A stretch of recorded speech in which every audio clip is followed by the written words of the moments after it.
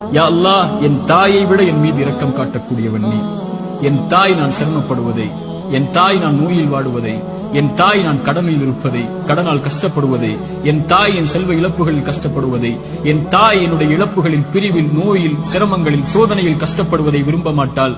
என் தாயை விட என் மீது இரக்கம் உள்ள நீயும் விரும்ப மாட்டாய். யா அல்லாஹ், அதை எனக்கு இரக்கம் காட்டு, இந்த சோதனையை நீக்கென்று அல்லாஹ்வை அழைப்பார்கள் அறிஞர்கள் இந்த ஹதீஸை கொண்டு.